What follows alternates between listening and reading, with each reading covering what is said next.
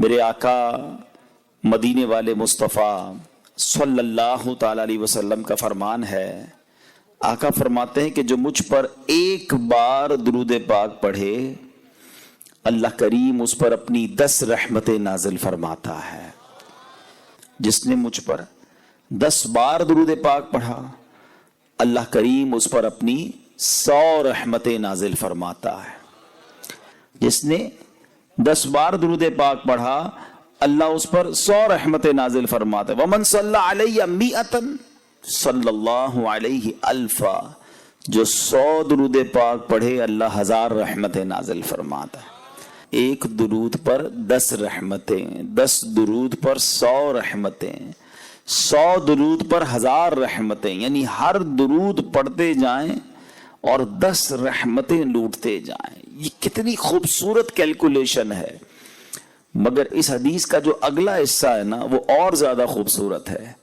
میرے آقا فرماتے وَمَن صَلَّى عَلَيَّ أَلْفًا، جس نے مجھ پر 1000 بار درود پاک پڑھا اب اس کو کیا ملے گا؟ آقا فرماتے ہیں کہ اس کا کاندھا میرے کاندھے سے جنت کے دروازے پر چھو رہا ہوگا۔ زحمت کتفہ کتفی علی باب الجنہ، یعنی وہ جنت میں میرے ساتھ ایسے جائے گا کہ اس کا کاندھا میرے کاندھے سے چھو رہا ہوگا۔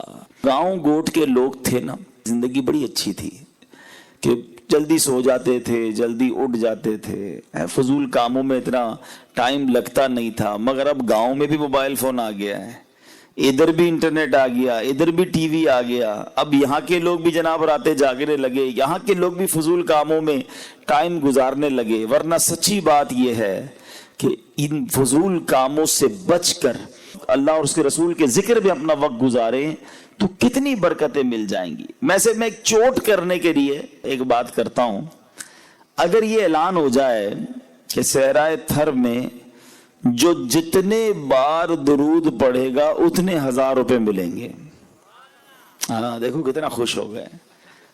ایک درود پر 1000، 10 درود 10,000، لاکھ درود اوئے ہوئے اس کے تو پتہ نہیں کتنے لاکھ بن جائیں گے۔ تو اب ذرا سوچو، میں آپ سے پوچھتا ہوں 1000 روپے پر درود پاک ملے تو شاید ہم تسبیح چھوڑے ہی نہ، ہم بولے اور کوئی کام ہی نہیں کرنا بھائی، روز ہزاروں درود پڑھو اور لاکھوں روپے کماؤ۔ لیکن میں آپ سے پوچھتا ہوں دنیا کا 1000 روپے زیادہ ویلیو رکھتا ہے یا میرے رب کی 10 رحمتیں زیادہ ویلیو رکھتی ہیں؟ ایک رحمت کے آگے دنیا کی کوئی دولت کچھ نہیں ہے، 10 رحمتیں ہر درود پر۔ اچھا بہت سارے لوگ یہ ہوں گے جو بیمار ہوں گے، قرضے میں ہوں گے، فیملی کا کوئی مسئلہ ہوگا، گھر بار کا مسئلہ ہوگا، علاج کا پرابلم ہوگا، قرضے کا مسئلہ ہوگا، فصل زمین کا کوئی مسئلہ ہوگا۔ آپ سوچو یار کہ اگر آپ درود پڑھتے رہیں، رحمتیں برستی رہیں، تو جس کے ساتھ اللہ کی رحمتیں ہوں گی اس کی مشکلیں حل کیوں نہ ہوں گی؟ تو آج سارے بھائی نیت کریں، یہ فضول کاموں میں عجیب بس گپ شپ میں ساری رات گزار دیتے ہیں، آپ زندگی میں اپنے ذکر و درود کو شامل کریں اور سمجھو اس اپنی زندگی کی اہمیت کو سمجھو۔ ہماری زندگی یہ ہوٹل پر بیٹھ کر ٹی وی دیکھنے کے لیے نہیں آئی ہے، ہماری زندگی یہ موبائل فون ہاتھ میں لے کے گھنٹوں ضائع کرنے کے لیے نہیں آئی ہے۔ ذرا مل کر کہیے سبحان اللہ، اب کہیے الحمدللہ، اب کہو اللہ اکبر۔ کتنی دیر لگی؟ 30 سیکنڈ بھی نہیں لگے، ٹھیک ہے؟ آپ نے سبحان اللہ، الحمدللہ، اللہ اکبر کہا، شاید یہ سب آپ نے 10 سیکنڈ میں بول لیا، مگر آپ کو پتا ہے آپ نے کیا کما لیا؟ پہلے یہ بتاؤ اپنی دنیاوی زندگی میں 30 سیکنڈ میں کیا کماتے ہو؟ کچھ بھی نہیں، باتوں میں نکل جاتے ہیں۔ لیکن آؤ میں بتاتا ہوں، میرے نبی علیہ الصلوۃ والسلام کے سچے وعدے ہیں، جو ایک بار سبحان اللہ کہے اس کے لیے جنت میں درخت لگا دیا جاتا ہے۔ سبحان اللہ کہیں جنت میں درخت لگ جاتا ہے، الحمدللہ کہیں جنت میں درخت لگ جاتا ہے، اللہ اکبر کہیں جنت میں درخت لگ جاتا ہے۔ تو کیوں نہیں صبح و شام اللہ اور اس کے رسول کا ذکر کر کے جنت میں اپنے درخت، اپنے باغات لگوا لو، تاکہ جب دنیا سے جائیں گے، مجھے ایک بات بتاؤ، جس کی جنت میں درخت لگے ہوں گے اس کو جنت میں جانے بھی تو دیا جائے گا نا۔ تو انشاءاللہ اللہ رسول کا ذکر کرو، جنت میں داخلہ بھی ملے گا۔ اللہ مجھے اور آپ کو فضول کاموں سے بچ کر خوب اپنا اور اپنے حبیب علیہ الصلوۃ والسلام کا ذکر کرنے کی توفیق عطا فرمائے۔ آئیے مل کر محبت کے ساتھ بآواز بلند درود پاک پڑھ لیں، صلو علی الحبیب صلی اللہ تعالی علی محمد صلی اللہ علیہ وسلم۔ پیارے پیارے اسلامی بھائیوں، آج میں نے ایک ایسی بیماری کے بارے میں آپ کو بتانا ہے کہ نارملی ہم اپنی جسمانی بیماریوں پر تو بڑی بات کرتے ہیں کہ یار بلڈ پریشر نہیں ہونا چاہیے، شوگر نہیں ہونی چاہیے، کولیسٹرول نہیں ہونا چاہیے، فلاں مرض نہیں ہونا چاہیے۔ اچھی بات ہے، اپنی صحت کا خیال رکھنا چاہیے، لیکن کچھ بیماریاں وہ ہیں جو بڑھ جائیں تو جان لے لیتی ہیں، جیسے ہماری جسمانی بیماریاں ہیں، لیکن کچھ بیماریاں وہ ہیں جو بڑھ جائیں تو ایمان لے لیتی ہیں۔ اب بتاؤ کون سی بیماری زیادہ خطرناک ہوئی، جان لینے والی یا ایمان لینے والی؟ جان تو ویسی جانی ہے، آج نہیں تو کل چلے جائیں گے، دنیا سے تو جانا ہی ہے نا۔ اور اگر بیماری کے عالم میں کوئی جاتا ہے اور صبر کر کے جاتا ہے تو اس کے گناہ بھی معاف ہو جاتے ہیں۔ بیماری تو گناہ معاف کروانے آتی ہے۔ جو وہ والی بیماری جس کا میں ذکر کر رہا ہوں جو ایمان لے سکتی ہے، اس کو کہتے ہیں باطنی بیماریاں، چھپی ہوئی بیماریاں۔ ان میں سے ایک دو بیماریوں کا میں نے آج آپ کو ذکر کرنا ہے، اور افسوس یہ ہے کہ یہ وہ بیماری ہے جو کون سا گھر ہے، کون سا معاشرہ ہے، کون سا گاؤں، کون سا شہر ہے جہاں یہ بیماری نہیں ہے۔ اور اس بیماری نے ہماری محبتیں ختم کر دی ہیں، ہمارا پیار ختم کر دیا ہے، ہمارا بھائی چارہ ختم کر دیا ہے۔ یہ کون سی بیماری ہے؟ اب ذرا غور سے سنیے، اور یہ بیماری کتنا بڑا جرم ہے یہ بھی ذرا سمجھیے گا۔ حضرت سیدنا ابن عباس رضی اللہ تعالیٰ عنہ کی خدمت میں کچھ لوگ گھبراہٹ کے عالم میں حاضر ہوئے اور عرض کی کہ ہم حج کی سعادت پانے کے لیے نکلے تھے، ہمارے ساتھ ایک آدمی بھی تھا، جب ہم ذات الصفاح کے مقام پر پہنچے تو وہ بندہ انتقال کر گیا۔ ہم نے اسے غسل و کفن کا انتظام کیا اور پھر اس کے لیے قبر کھودی۔ اب ذرا غور کیجئے گا، کہاں کون سے سفر میں گیا جا رہا ہے وہ بندہ؟ حج کے سفر میں، اور حج کے سفر میں اس کا انتقال ہوا ہے۔ روایتوں میں آتا ہے کہ جو بندہ حج کو جائے، عمرے کو جائے اور راستے میں مر جائے تو اللہ تعالیٰ قیامت تک اسے حج کرنے کا ثواب عطا فرماتا ہے، کیونکہ وہ اس سفر میں مرا ہے نا۔ اتنی بڑی ایک طرح سے سعادت ہے، مگر اس بندے کا حال دیکھو۔ کہتے ہیں ہم اس کو دفنانے کے لیے جب قبر کھودی تو دیکھتے ہیں کہ وہ پوری قبر کالے سانپوں سے بھر گئی۔ ہم گھبرا گئے، ہم نے جو ہے وہ دوسری قبر کھودی، دیکھتے ہی دیکھتے وہ قبر بھی کالے سانپوں سے بھر گئی۔ ہم پریشان ہو گئے اور ہم نے کہا حضرت آپ کے پاس آئے ہیں، بتائیے ماجرا کیا ہے؟ سیدنا ابن عباس رضی اللہ تعالیٰ عنہ فرماتے ہیں یہ اس کا کینہ ہے جو اپنے دل میں رکھتا تھا، جاؤ اس کو وہیں سانپوں کے درمیان جا کر دفنا دو۔ آپ ذرا غور کیجیے پیارے اسلامی بھائیوں کہ حج کا مسافر ہے مگر قبر میں سانپ آ گئے، وجہ کہ اس کے دل میں کینہ تھا، مسلمانوں کے لیے بغض تھا، لوگوں کے لیے برے خیالات تھے۔ فرمایا جس کے دل ایسا ہو کہ ادھر بھی قبر کھودو گے ادھر سانپ نہیں آنا ہے، ادھر عذاب نہیں آنا ہے، ادھر ہی دفنا دو۔ اے پیارے اسلامی بھائیوں ذرا غور کیجئے، میں آج جس بیماری کے بارے میں، جس پرابلم کے بارے میں ذکر کرنے آیا ہوں، سمجھانے آیا ہوں، خود بھی سمجھنے آیا ہوں، وہ ہے کینہ، بغض۔ میں اس کی تعریف بھی بیان کروں گا کہ کینہ کہتے کس کو ہے، اور ہو سکتا ہے کہ ابھی تک تو کسی کو سمجھ ہی نہ آیا ہو کہ کینہ کیا ہے، یا پھر کینہ میں تو نہیں کرتا۔ تو ذرا سنیے گا۔ اب پہلے تو کینہ جو ہے اس کی تعریف تھوڑی دیر بعد بیان کرتا ہوں۔ ایک طرف آپ نے اس بیمار یا اس پرابلم میں جو شخص مبتلا ہے اس کا عذاب سن لیا، اب آؤ دوسری طرف انعام بھی سن لو۔ ایک بار پیارے آقا علیہ الصلوۃ والسلام نے، صحابہ کرام موجود تھے، سیدنا انس رضی اللہ تعالیٰ عنہ اس حدیث کے راوی ہیں کہتے ہیں کہ نبی پاک علیہ الصلوۃ والسلام نے فرمایا کہ یطلع علیکم الآن من هذا الفج رجل من اہل الجنہ. آقا فرماتے ہیں کہ ابھی تمہارے پاس اس راستے سے ایک جنتی آدمی آئے گا. اب ذرا غور کریں کہ صحابہ کرام کتنا دلچسپی کا اظہار کیا ہوگا. سارے کیوریس ہو گئے ہوں گے کہ دیکھے تو صحیح کون آ رہا ہے. نبی پاک نے پہلے ہی بتا دیا کہ اس دروازے سے اب ایک جنتی آدمی نے آنا ہے. سارے صحابہ دروازے کی طرف دیکھ رہے ہیں. اب ایک انصاری صحابی آئے, بہت بڑا, ان کا نام بھی نہیں تھا. ان کی داڑھی کے بال وضو سے تر تھے, بائیں ہاتھ میں جوتیاں اٹھا رکھی تھی, بڑا نارمل سا بندہ تھا. دوسرے دن نبی پاک علیہ الصلوۃ والسلام نے فرمایا کہ ابھی اس دروازے سے ایک جنتی شخص آئے گا. بالکل نبی پاک نے فرمایا تھوڑی دیر بعد وہی بندہ دوبارہ آیا. تیسرے دن آقا نے فرمایا اس دروازے سے جنتی بندہ آئے گا. تیسرے دن بھی وہی شخص داخل ہوا. اب حضرت عبداللہ بن عمر رضی اللہ تعالیٰ فرماتے ہیں کہ میں اس انصاری صحابی کے پاس گیا. میں نے کہا اب معلوم تو کروں عمل کیسا ہے. آقا 3 دن سے فرما رہے جنتی بندہ آئے گا, تینوں بار یہی آیا, ایسا کیا کرتا ہے. اچھا اب کمال دیکھو, حضرت عبداللہ بن عمر انصاری نے کیا کیا. کہتے ہیں حضور مجھے آپ کا مہمان بننا ہے, کیا آپ میری مہمان نوازی کریں گے. انہوں نے کہا ٹھیک ہے, آ جائیں میرے گھر آ جائیں. کیوں گھر جانا تھا؟ کہ اس کا عمل معلوم کرنا تھا, اس کی نیکی معلوم کرنی تھی. اکیلے میں کرتا کیا ہے, ایسا کیا کرتا ہے کہ پیارے آقا علیہ الصلوۃ والسلام 3 دن سے فرما رہے کہ اس دروازے سے جنتی بندہ آئے گا, یہی بندہ آتا ہے. اچھا ہم کسی کے گھر کیوں جاتے ہیں کہ یار کسی کے گھر جائیں ذرا دیکھے تو صحیح کماتا کیا ہے, اندر ذرا اندر کی اطلاع ملے کہ گھر کیسا ہے, اس کا خرچہ کتنا کیا ہے. ہم کسی کے گھر نارملی کوئی بندہ کسی کا مہمان اس لیے بھی بنتا ہے کہ ذرا جاسوسی کرے, مگر صحابہ کا خیال دیکھو, ان کی صفائی دیکھو, دل کی نیتیں دیکھو. کہتے اس لیے مہمان بننا تھا کہ دیکھو تو صحیح نیکی کیا کرتا ہے, یہ کون سی نیکی ہے جو اس بندے کو جنتی بنا بیٹھی.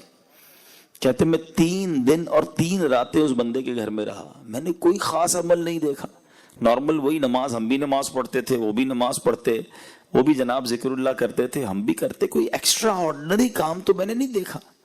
3 دن بعد میں واپس جانے لگا. میں نے کہا میں جا رہا ہوں. تو اس نے کہا کہ آپ آئے کیوں تھے. کہا میں تو اس لیے آیا تھا کہ آپ کا کوئی خاص عمل ہے جو میں دیکھوں کہ پتہ چلے کہ 3 دن تک نبی پاک نے فرمایا کہ اس دروازے سے جنتی شخص آئے گا, تینوں بار آپ آئے, آپ کا کوئی ایسا ایکسٹرا کوئی خاص کوئی بڑا عمل تو مجھے نظر نہیں آیا. تو وہ صحابی پتہ کیا کہتے ہیں کہ میرا عمل تو وہی ہے جو آپ نے دیکھا, میں تو نارمل سا آدمی ہوں, مگر ایک بات ضرور ہے کہ میں اپنے دل میں کسی مسلمان کے لیے کینہ نہیں رکھتا ہوں, نہ ہی کسی مسلمان کو ملنے والی نعمت پر حسد کرتا ہوں. حضرت سیدنا عبداللہ رضی اللہ تعالیٰ نے فرمایا یہی وہ وصف ہے جس نے آپ کو اس مقام پر پہنچا دیا ہے. اب دونوں باتیں یاد رکھیے, دل گندا تھا, کینہ تھا, بغض تھا, مسلمانوں کے لیے حسد تھا, برے خیالات تھے, تو حج پر جا رہا تھا مگر قبر میں سانپ آ گئے. اور دل صاف تھا, حالانکہ بظاہر کوئی بڑا عمل نہیں تھا, مگر نبی پاک 3 دن تک جسے جنت کی بشارت عطا فرما رہے تھے کہ وہی شخص تھا. اب ذرا اپنے دل کو چیک کر لو, ہمارا دل صاف ہے یہ دل بھرا ہوا ہے, کینے سے بھرا ہے, بغض سے بھرا ہے, نہ کسی کی ترقی اچھی لگتی ہے, نہ کسی کا آگے بڑھنا اچھا لگتا ہے, لوگوں کے بارے میں بڑے گندے برے خیالات دل میں ہیں, بدلہ لینے کی خواہش ہے, یہ ترقی کیوں کر رہا ہے مجھے پرابلم ہے, یہ آگے کیوں بڑھ رہا ہے مجھے مسئلہ ہے, بڑا زمیندار بن گیا, اتنا سا کاروبار تھا اتنا بڑا کاروبار ہو گیا, ہمارے شہر میں کوئی پہچانتا نہیں تھا, پورے جناب تھر میں پورے سندھ میں لوگ پہچاننے لگ گئے اس کو, یہ تو بیرون ملک بھی چلا گیا ہے. وہ ترقی کرتا ہے تو تمہیں پرابلم کیوں ہو رہی ہے؟ اپنے دل سے پوچھو. پھر کینہ کس چیز کا نام ہے؟ اچھا پھر کینہ تو اور خطرناک ہے, ذرا غور کیجئے گا. یہ دل ہے نا, میں اور آپ آج اجتماع میں آئے ہیں, تھوڑی دیر کے لیے سمجھتے ہیں, ماشاءاللہ اچھی بات ہے, صاف ستھرے آپ نے کپڑے پہنے ہوئے ہیں، کئی لوگوں نے آج اچھی سی ٹوپی نکالی ہے، کئیوں نے اچھی چادر نکالی ہوگی، ہو سکتا ہے عطر بھی لگایا ہوگا، امامہ پہننے والوں نے صاف والا امامہ نکالا ہوگا، اچھی بات ہے۔ اللہ رسول کے ذکر کے محفل میں آئے تو تیاری سے آنا چاہیے، لیکن ہم نارملی کیا کرتے ہیں، اپنے ظاہر کو بڑا صاف ستھرا رکھتے ہیں۔ کیوں؟ کہ لوگ دیکھتے ہیں۔ جدھر بندوں کی نظر پڑنی ہے وہ لباس صاف، وہ چہرہ صاف، اچھی بات ہے، صفائی نصف ایمان ہے۔ اللہ لباس کو نہیں، اللہ کی نگاہ رحمت کہاں پڑتی ہے؟ دل پر۔ نبی پاک فرماتے ہیں ان اللہ لا ينظر الى صورکم واموالکم، اللہ تمہارے چہروں پر، تمہارے مالوں پر نظر نہیں فرماتا۔ کدھر فرماتا ہے؟ وَلَكِنْ يَنْظُرُوا إِلَىٰ قُلُوبِكُمْ وَأَعْمَالِكُمْ، اللہ تمہارے دلوں اور تمہارے اعمال پر نظر فرماتا ہے۔ اب سوال یہ ہے، جو لوگ دیکھیں وہ صاف ہے، جو رب دیکھ رہا ہے وہ گندا ہے۔ سوچو کدھر زیادہ صفائی کی ضرورت تھی، لباس کی یا دل کی؟ جدھر رب کی نگاہ ہے۔ لوگوں کی نگاہوں کو تو ابھی بھی ڈاج دے سکتے ہیں، کپڑے پہ دھبا لگ گیا، اوپر چادر رکھ لی، بنیان خراب ہو گیا، اوپر کچھ اور پہن لیا، اندر کیا پہنا کسی کو نہیں پتا، کیونکہ لوگوں کی نگاہ صرف ظاہر پر ہے۔ مگر رب سے تو کچھ نہیں چھپا سکتے نا۔ دل میں جو چھوٹی چھوٹی برائی، چھوٹی چھوٹی گندگی بھی چھپا رکھی ہے وہ رب جانتا ہے، وہ علیم ہے، وہ خبیر ہے۔ مگر پرابلم یہ ہے کہ آج ہم صبح سے شام تک دل صاف، کپڑے صاف، چہرہ صاف، کسی کے باتھ روم میں جاؤ تو کتنی ساری تو کریمیں رکھی ہوتی ہیں، چہرہ صاف کرنے کی الگ ہے، تو ہاتھ صاف کرنے کی الگ ہے، تو دانت صاف کرنے کا الگ حساب ہے۔ ٹھیک ہے، میں نہیں کہتا صفائی نہیں کرنی چاہیے، مگر اتنا خیال ہے کہ یار لوگ دیکھیں تو میں ستھرا صاف نظر آؤں۔ جس خالق نے تمہیں بنایا ہے وہ بھی تو دیکھ رہا ہے تمہیں۔ دل کا کیا حال ہے؟ کیا چھپا رکھا ہے؟ تکبر اندر چھپا رکھا ہے، غیبت اندر رکھی ہے، حسد اندر رکھا ہے، لوگوں کے لیے برے خیالات اندر رکھے ہیں، گندے گندے پلان اندر رکھے ہیں، دشمنیاں اندر رکھی ہیں۔ پھر کہتے ہو اللہ مجھ سے راضی ہو جائے، وہ دیکھ رہا ہے کہ تمہارے دل میں کیا ہے۔ نماز بھی پڑھتے ہو تو اس لیے کہ لوگ نمازی سمجھیں، لوگ تو سمجھ لیں گے نمازی، رب جانتا ہے نیت کدھر کی ہے۔ صدقہ خیرات اس لیے دیا کہ لوگ سخی سمجھے، لوگوں نے تو دیکھا کہ میرے ہاتھ سے پیسہ نکلا، غریب کو ملا، تصویر بھی کھنچ گئی۔ اللہ جانتا ہے کہ نیت کدھر کی ہے۔ اللہ کی رضا تھی یا لوگوں کو دکھانا تھا؟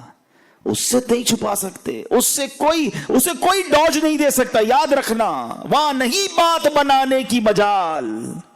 اعلیٰ حضرت کہتے ہیں وہاں نہیں بات بنانے کی مجال، چارہ اقرار ہے، کیا ہونا ہے ماننا ہی پڑے گا۔ ہاں مولا کیا تھا، میں نے دکھاوا کیا تھا، میں نے تکبر کیا تھا، میں نے بغض کیا تھا، میں نے دشمنی رکھی تھی، میں نے لوگوں کے لیے سب کیا تھا۔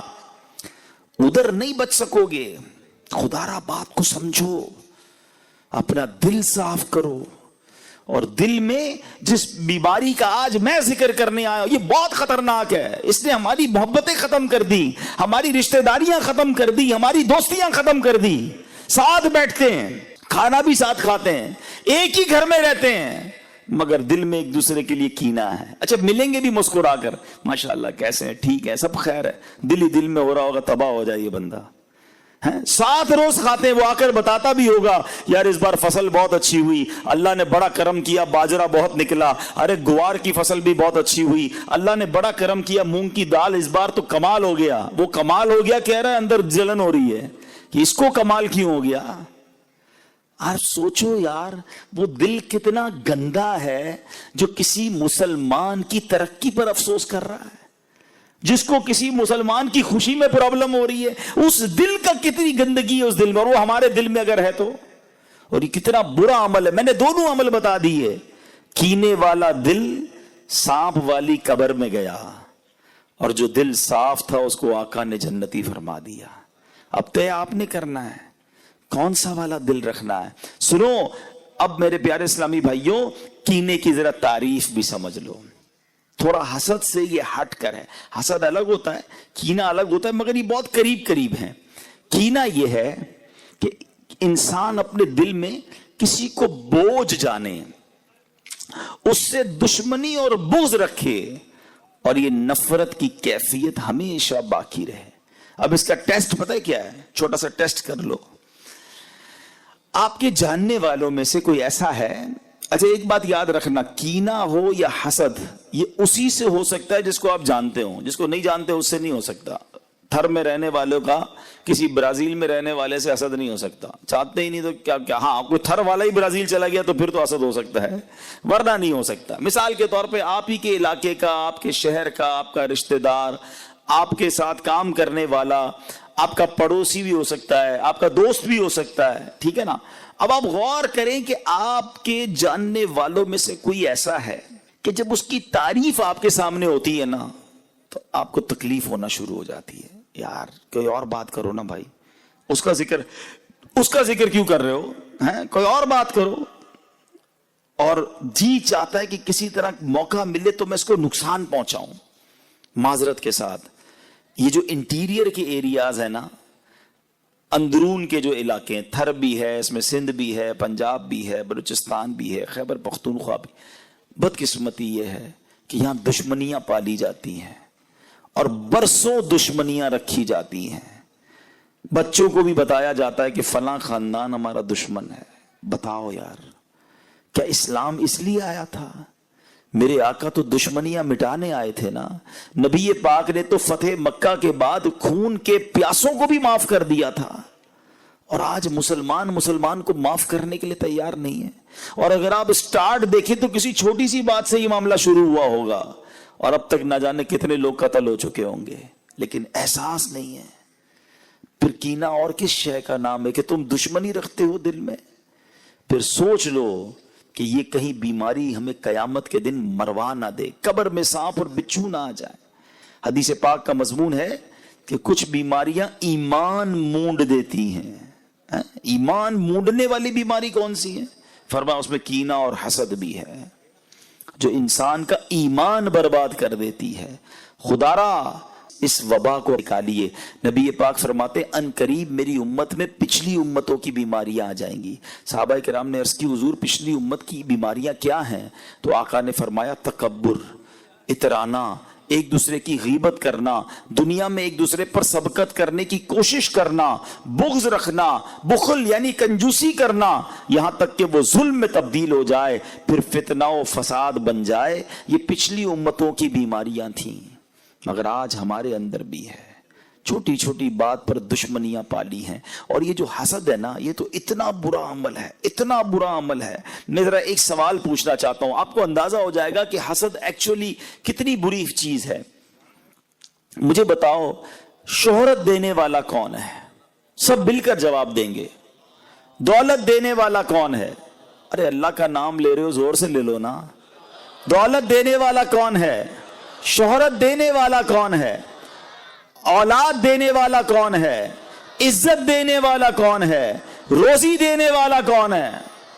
جب سب دینے والا اللہ ہے، اور اگر وہ کسی کو دے رہا ہے تو تمہیں پرابلم کیوں ہو رہی ہے؟ کبھی سوچا یہ حسد کتنا برا عمل ہے کہ جس کو رب دے رہا ہے تمہیں اس میں پرابلم ہے؟ اصل میں جو حسد کرنے والا ہے نا، وہ اللہ پر اعتراض کرتا ہے کہ اللہ اس کو کیوں دیا، مجھے کیوں نہیں دیا۔ یہ ڈائریکٹلی رب پر اعتراض ہے۔ اور دنیا میں جو سب سے پہلے گناہ ہوئے تھے نا، ان میں سے سب سے پہلے جو گناہ ہوئے وہ یہی تو تھے، حسد تھا، تکبر تھا۔ کیوں قابیل نے حابیل کو قتل کیا تھا؟ حسد تھا۔ کیوں شیطان نے حضرت آدم کو سجدہ نہیں کیا؟ حسد ہی تو تھا، تکبر ہی تو تھا۔ یہ سب سے پہلے اس دنیا میں ہونے والے گناہ ہیں، مگر آج مسلمانوں کے اندر بھی حسد اور کینہ آ چکا ہے۔ حسد ہے کیا؟ حسد کہتے ہیں کہ کسی کو نعمت ملے نا تو بندے کو یہ تکلیف ہو کہ یہ نعمت اس سے چھن کر مجھے مل جائے، اور اگر مجھے نہ ملے تو کم از کم اس کی تو برباد ہو جائے۔ آپ سوچیں یہ کتنا برا عمل ہے، کتنا گندا ہے وہ شخص جو یہ سوچتا ہے کہ کسی مسلمان کو بربادی ہو جائے۔ ایک بات یاد رکھنا، جو دوسروں کا برا سوچتا ہے نا، اس کا خود ہی برا ہوتا ہے، کوئی کسی کا بگاڑ نہیں سکتا۔ ہاں، حسد کرنے والا جلتا رہے گا، کم کسی کا کچھ نہیں کر سکے گا۔ جو اس کے نصیب میں ہے اس کو مل کر رہنا ہے۔ ساری دنیا مل کر کسی کو نیچے کرنے کی کوشش کرے نا، اور اللہ نے عزت رکھی ہے تو کوئی نیچے کر نہیں سکتا، اور ساری دنیا مل کر کسی کو اٹھانے کی کوشش کرے اور نصیب میں ذلت لکھی ہے تو کوئی اس کو بچا نہیں سکتا۔ وَتُعِزُّ مَن تَشَاءُ وَتُذِلُّ مَن تَشَاءُ بِيَدِكَ الْخَيْرُ۔ اللہ جسے چاہے عزت دے، جسے چاہے ذلیل فرمائے، وہ اس کی شان کے لائق ہے۔ ہم اور آپ کون ہوتے ہیں؟ لیکن یہاں پرابلم ہے، ہمارا دوست آ کر ہمیں کہے کہ سائیں نیا گھر لیا ہے، آئیے آپ کی دعوت ہے، جائیں گے اس کے گھر پہ بریانی بھی کھا کر آئیں گے، اور جیسے ہی باہر نکلیں گے پھر کہیں گے 2 نمبر کے پیسوں سے گھر بنایا ہے۔ سوچئے کتنا برا دل ہے کہ تمہیں کسی کی خوشی میں پرابلم ہے۔ کوئی بندہ آ کر کہنا ہے نئی موٹر سائیکل لی ہے، اچھا ماشاءاللہ دکھاؤ تو صحیح، مٹھائی کب کھلاؤ گے؟ مٹھائی بھی کھا لیں گے، جیسے ہی جائے گا کہیں گے یہ چوری کے پیسوں سے لی ہے، سود کے پیسوں سے لی ہے۔ یعنی آپ سوچیں اللہ اسے دے رہا ہے، پرابلم تم کو، یہاں تک کہ کوئی حج اور عمرے پہ چلا جائے تو اس کے پیچھے بھی بری بری باتیں کر رہے ہوتے ہیں۔ وہ اللہ کے گھر جا رہا ہے، وہ مغفرت لینے جا رہا ہے، اور تم غیبت کر کے، تم حسد کر کے، تم کینہ پال کر اپنے اندر حرام جمع کر رہے ہو۔ کیوں سوچتے ہو ایسا؟ حسد کی ایک بڑی جائز پیاری صورت بھی ہے، اس کو عربی میں کہتے ہیں غبطہ اور رشک۔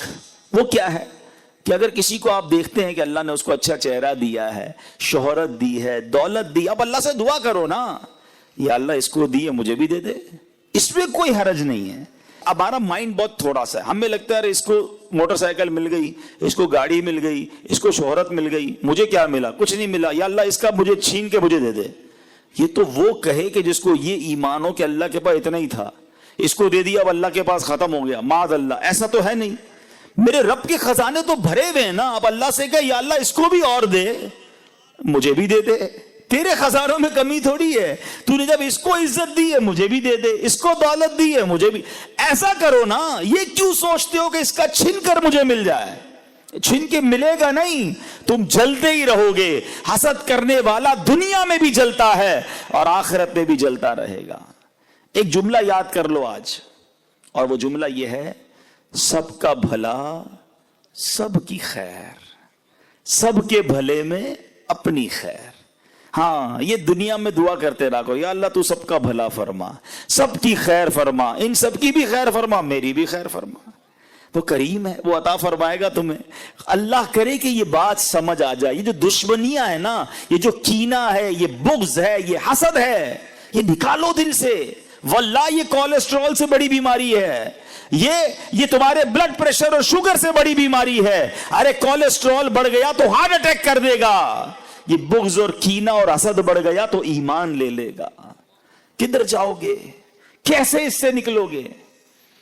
اب آخر میں نے آپ کو حسد اور کینہ کرنے والے کا انجام بھی بتا دیا، کینہ سے دل صاف رکھنے والے کا انعام بھی بتا دیا۔ اب میں آپ کو علاج بھی بتا دیتا ہوں۔ دعوت اسلامی والے صرف پرابلم نہیں بتاتے، الحمدللہ سولوشن، علاج بھی بتاتے ہیں۔ ٹھیک ہے، اب علاج کیا ہے؟ پہلا علاج، اور وہ دل کی تمام بیماریوں کے لیے ہے، ٹھیک ہے، چاہے وہ تکبر ہو، چاہے وہ حسد ہو، چاہے وہ ریاکاری ہو، چاہے وہ جناب عجب ہو، خود پسندی ہو، یا یہ بغض ہو، کینہ ہو، جتنی دل کی بری بیماریاں ہیں نا جو ایمان برباد کر، سب کا علاج، سب سے پہلا علاج، اور وہ ہے دعا۔ اللہ سے دعا کرتے رہا کرو، یا اللہ میرا دل صاف کر دے، اے اللہ تکبر سے پاک کر دے، بغض سے پاک کر دے، کینے سے پاک کر دے، میں برا ہوں میرے مالک، میرے دل کو صاف کر دے۔ دعا کرو نا، اللہ ہم کمزور ہیں، اللہ تو کریم ہے نا، وہ نگاہ رحمت فرمائے گا تو یہ دل صاف ہو جائے گا۔ پہلا دعا کیا کرو، ٹھیک ہے۔ دوسرا علاج وہ ہے اینٹی بائیوٹک، تھوڑا سا مشکل ہوتا ہے نا، انجیکشن لگاتے درد ہوتا ہے نا، یہ درد والا علاج ہے، لیکن ہے بڑا زبردست علاج، کہ جس سے حسد ہو گیا ہے نا، کہ جس کے لیے کینہ ہے دل میں، برا لگتا ہے، بربادی کی خواہش ہے جس کی، اور آپ کو لگا یار یہ تو میرے دل میں آ گئی ہے اور میں تو مر گیا۔ اچھا ایک آپ کو عجیب سی بات بتاؤں، جس سے حسد ہے نا یا جس سے کینہ ہے اس کو پرابلم نہیں ہے، پرابلم آپ کو ہے، کیونکہ آپ کے دل میں بیماری ہے، اس کو تھوڑی بڑا مسئلہ ہے، بیمار آپ ہو گئے ہیں تو اس کو کوئی مسئلہ نہیں، علاج آپ کو کرنا پڑے گا۔ تو اب علاج یہ ہے کہ اب اس کے لیے دعا کریں، جس سے حسد ہو گیا ہے نا اسی کے لیے دعا کریں. اور دعا کیا کریں؟ مثال کے طور پہ کسی کی خوبصورتی سے حسد ہے، یار اتنا اچھا چہرہ کیوں ہے اس کا، اب دعا کریں یا اللہ اس کو اور اس کی خوبصورتی میں اضافہ فرما. کسی کی دولت سے حسد ہو گیا ہے، دعا کریں یا اللہ اس کے مال میں اور برکت دے. کسی کی شہرت سے حسد ہو گیا ہے، یا اللہ اس کی شہرت میں اور برکت دے. ہے مشکل، آپ بولیں مولوی صاحب بندہ پہلے ہی اچھا نہیں لگ رہا اور آپ کہہ رہے ہیں اسی کے لیے دعا کروں، تو یہی تو میں بتا رہا ہوں انجیکشن ہے. یہ تھوڑی تکلیف ہوگی آپ کو، لیکن اس کا فائدہ بتا رہا ہوں. جب آپ اس کے لیے دعا کریں گے نا اس وقت آپ کو بھاری پڑے گا، لیکن آہستہ آہستہ کیا ہوگا کہ جب آپ دعا کرتے رہیں گے تو دل اس کے لیے صاف ہو جائے گا. آپ کوئی آ کر بتائے گا نا یار پتہ چلا وہ فلاں کی کاروبار میں اور ترقی ہو گئی، تو آپ کہیں گے میں بھی تو دعا کرتا ہوں ترقی تو ہونی تھی. کوئی آ کر کہے گا یار وہ اور مشہور ہو گیا، ارے اللہ اور عزت دے میں بھی تو دعا کرتا ہوں. اب آپ کے دل سے یہ حسد اور کینہ صاف ہونے لگ جائے گا. تیسرا علاج، یہ بھی تھوڑا سا کڑوی گولی ہے، اور وہ کیا ہے؟ بیمار ہے نا، بیمار کو دوائی تو دینی پڑے گی نا. علاج کرنا ہے تو دوائی لے لو، نہیں کرنا تو آپ کی مرضی. اور وہ کیا ہے کہ جس سے حسد یا کینہ ہو گیا ہے نا اس کو جا کر تحفہ دے. تحفہ کیا ہے؟ تحفہ حدیث میں آتا ہے تحفہ دو محبت بڑھے گی. ہاں اب بندہ بولے مجھے اس کا چہرہ ہی اچھا نہیں لگتا، آپ کہہ رہے تحفہ اس کو دو جا کے. بیمار تم ہو نا، علاج کرنا ہے تو دو تحفہ، انشاءاللہ محبت بڑھ جائے گی، علاج ہو جائے گا، دل صاف ہو جائے گا. ہاں ایک گڑبڑ مت کرنا کہ جا کر تحفہ دیتے وقت کہنا بھائی تم سے حسد ہو گیا تھا، مولانا صاحب نے کہا تحفہ دو اس لیے تحفہ لے کر آئے، اور پھڈا ہو جائے گا بھائی. ہاں بتانا نہیں ہے، ویسے ہی جا کے تحفہ دینا ہے. لیکن سمجھانا یہ چاہ رہا ہوں کہ جس سے بھی اگر دل میں یہ پرابلم ہو گئی ہے تو اس سے میرا دل صاف ہونا میرے لیے ضروری ہے، اس کے لیے نہیں، ورنہ میں مارا جاؤں گا، کہیں میرا ایمان برباد نہ ہو جائے. اور آخری بات، یہ جو حسد ہے نا یا کینہ یہ سکون لے جاتا ہے. کوئی ایسا میرا بھائی موجود ہے نا جس کو نیند نہ آتی ہو، ٹینشن رہتی ہو، تو چیک کر لو، تمہیں لگتا ہے کسی سے حسد ہو گیا ہے، کسی کا کینہ، کسی کا بغض دل میں پال لیا، کیونکہ اسی کے بارے میں سوچتے رہتے ہو، وہ آگے بڑھ رہا ہے تمہیں پرابلم ہو رہی ہے.